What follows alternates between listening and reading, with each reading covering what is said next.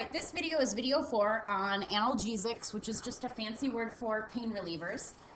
We had started to talk about this maybe briefly in class, so you can fast forward to the portion of the video that you need to record. But analgesics are available both in prescription and over the counter. There are varying kinds of analgesics. Mild analgesics are things that are considered non-addictive and usually can be bought without a prescription. Aspirin, acetaminophen is the active ingredient in Tylenol. Ibuprofen is the active ingredient in Advil. And then there are strong analgesics. These are considered narcotic substances. And narcotics does not necessarily mean illegal. It just means that they are controlled. So you either can get them with a prescription, like morphine and codeine. A doctor can prescribe those. But because they are addictive, they usually limit the availability of your prescription to just a few days. Heroin, however, is obviously illegal, and so anybody who would be in possession of heroin could be arrested for that. Then local anesthetics are things that would numb a certain area. Lidocaine and Novocaine. Novocaine is probably familiar to some of you with dental work, like if you get a filling filled, they'll numb your gum, they inject it. And then a general anesthetic is something that will make you go to sleep. So you lose consciousness while you are out, while you're getting your surgery, for example, and things like nitrous oxide, which is laughing gas, chloroform, or diethyl ether. Now, how do they work? And this is, I'm going to kind of ask you to put a little star by this. This is almost always an IB exam question where they ask you to explain the difference in how the two pain medications will work. So a mild analgesic will intercept the pain at the source. So it will find the source of the pain in your body, whether it be in your ankle for a sprained ankle or in your knee for a twisted knee or whatever. And it will help it stop pain by interfering with the things that are produced by your body called prostaglandins. And those prostaglandins are the things that actually cause pain, swelling, or fever. So a mild analgesic works by interfering with the prostaglandins at the source of the pain. A strong analgesic works differently. What it does is it goes to the receptor sites in the brain where you would normally have a pain transmission impulse. And what it does is it bonds to that receptor site so that the transmission of the pain impulse cannot happen. And yet you still can be breathing, your heart can still be pumping, and all of those things that your central nervous system normally does. So the difference between the two, mild analgesics interfere at the source. Strong analgesics go to the receptor sites in the brain, preventing pain transmissions. Now we're going to talk specifically about certain types of pain relievers. And aspirin, the ones that I'm discussing in these videos are the ones that IB expects you to know. That does not mean that this is an exhaustive list of all sorts of pain medications. There's plenty other pain medications on the market, both over the counter and prescription, that IB just has not, for whatever reason, decided that you need to understand. Lucky for you, because otherwise you would need a degree in this. There's a reason people go to school to be pharmacists. So, starting with aspirin. Aspirin is a derivative of salicylic acid, and you can see here on this aspirin portion you have this acid piece. Now, that'll be important when we start describing some of the advantages and disadvantages. We know that aspirin is a mild analgesic, so we know that it's easy to get. You can buy it over the counter, it's cheap, and it works well not just for pain, but it also works well on fevers. It can help reduce fevers, it can help reduce swelling, which is an anti-inflammatory, and it can also work as an anticoagulant, which means that it helps prevent blood clots. Now, that's a good thing for people who have had heart attacks. Often people who have suffered from heart attacks are told to take an aspirin each day to help keep their blood flowing from clotting. It's a dangerous thing if you already are on clotting medication or you have an issue with blood clotting in the first place. If you have really thin blood, you probably don't want to take any aspirin. Some disadvantages to using aspirin, because of that acid group that I've circled, you can add to the problems in your stomach by causing ulcers or stomach bleeding. If you were to use alcohol to while you were using aspirin, like let's say you took aspirin to prevent something, kind of a hangover or whatever, that can actually increase your risk of stomach bleeding by combining the two, because aspirin is even more soluble in alcohol than it was in just or normal water, like body temperature. It can cause allergic reactions, and then most of you probably never took aspirin as a small child because you're at risk for Reye's syndrome, which is very serious. You don't need to know the specifics of Reye's syndrome for IB, but if you are curious, certainly look it up on Google. Now, another pain reliever that you need to know about is called acetaminophen. That's what we call it in the United States. In Great Britain, which is where IB is pretty much based out of, they call it paracetamol, and it's what the active ingredient in Tylenol is. So there's the structure for acetaminophen. And some benefits to Tylenol is it's pretty safe if you follow the dosing that's on the bottle. It's also a good fever reducer. So when you were a little kid and had a fever, your mom probably gave you Tylenol to help reduce your fever. It reduces mild pain, and it's not going to cause stomach bleeding because there's no acid group on that like there is in aspirin. However, with every medicine that you take, there's always going to be some disadvantages as well.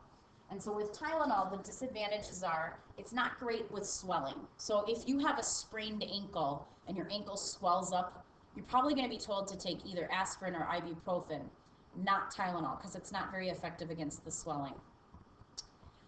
In rare cases, blood disorders and kidney damage can happen, and if you overdose and if you take too much Tylenol, you can cause liver damage, brain damage, or even death. Okay, ibuprofen, which is the active ingredient in Advil or Motrin, both of those are name brands. That's the structure for Motrin or ibuprofen. It has many of the same effects as aspirin. So again, it is a good fever reducer, it is a good pain medication, and it's very effective for swelling. It's effective in low doses. It can cause fewer stomach problems than aspirin, even though you still see that COOH group on it. It's not as potent as aspirin in terms of your stomach damage, but in large doses, it can cause kidney problems. And there are benefits and drawbacks to that. Now, let's talk about the plant-based medications. These are more of the narcotic things that you're going to see. Okay, these are all nitrogen-containing compounds that are produced by plants. And familiar alkaloids, some of these are not narcotic. Obviously, caffeine is not a narcotic, but cocaine is. Morphine, nicotine, strychnine, and heroin is something that is synthetically prepared from morphine. So those are all examples of nitrogen-containing compounds called alkaloids. And here are some of the structures that I'll show you. These are all found in table 20 of your data booklet as well. So if you look, morphine, codeine, and heroin all have that same parent structure, all of these little benzene rings and hexagons that you see here. But the difference is morphine has 2 alcohol groups here. Whereas when it's codeine, which some of you might know as a cough suppressant, the difference is you've modified this top side chain to be something slightly different. And then in heroin, you have modified it even further. So you can see that they have very similar structures, but that those subtle differences make them drastically different in your body. So we're going to talk about each of them. So morphine. Morphine is an active ingredient in opium. Okay, opium, opiates you've probably heard of. They grow a lot of this in Afghanistan. That's why there's sometimes a drug issue in Afghanistan. In the movie The Wizard of Oz, when they are approaching the Emerald City and they go through the poppy field, you might remember that they all pass out, and that's because they're high on the poppies, which are rich in opium, which is something that you might have seen before. Anyway, morphine was used in World War II because they were in a lot of pain, and medics had to deal with the pain of these soldiers, but it was, dangerous because many people became addicted to it. Now, codeine is a derivative of morphine. It's less potent, and it's a great cough suppressant. So a lot of times if you've had, if you've been sick with a cold and you've had a cough for days and days and days, oftentimes a doctor will prescribe a cough syrup that contains codeine to help that for you. But it's also in Tylenol 3. So if you've had your wisdom teeth pulled, sometimes the doctor will prescribe Tylenol 3, so that's just Tylenol with codeine added to help fight that pain. And then lastly, heroin. Now, heroin is a synthetic compound. Obviously, it's illegal, but you can convert both of those hydroxyl or OH groups on that morphine to an acetate group. And so this heroin is so much more addictive than morphine, and it produces a much larger high. I've read that people who try heroin even one time can become addicted. Now, here are the advantages to using these strong analgesics. Keep in mind that when you undergo something like a surgery, you're going to have acute pain, sharp pain, but it's not going to last forever. So they may prescribe a small dose of morphine or even codeine after surgery. Now realize there are a whole other line of pain-fighting drugs that are prescribed after surgeries like Vicodins, Percocets, but we are not talking about those in IV. So this is just the morphine that we're discussing. They're very effective for something that is very severe, and they don't cause bleeding or in your stomach or elsewhere. However, there are disadvantages like everything else. A lot of times you run the risk of being addicted to these narcotics. You could feel nauseous by taking them.